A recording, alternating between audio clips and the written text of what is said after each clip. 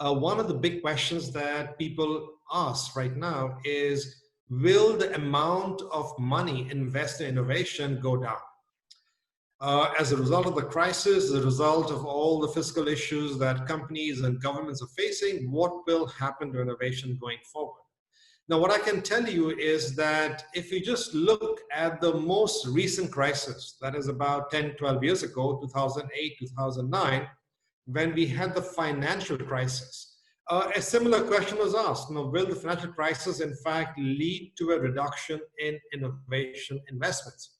Now, 10 years later, we have the data for that. So historically, before 2008, usually the innovation investment rates mirrored or paralleled the GDP growth rates.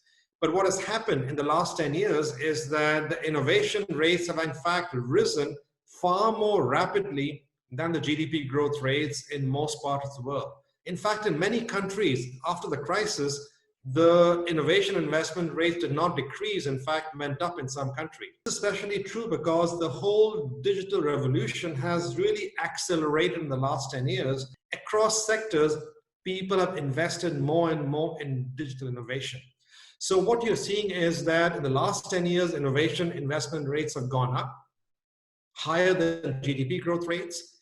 And it's an open question about what will happen in the next 10 years and beyond. But if you ask me, I would put my money on the fact that the innovation rates will keep on being strong. Now, we have had the benefit of studying technology, innovation, trends in countries around the world over the last 20 years. And I'm often asked the question, what are some general, sort of lessons you can draw from this? I think what we find is very important, of course, is human capital. People are at the source of ideas. People's creativity lead to great things. And investing in human capital is absolutely vital.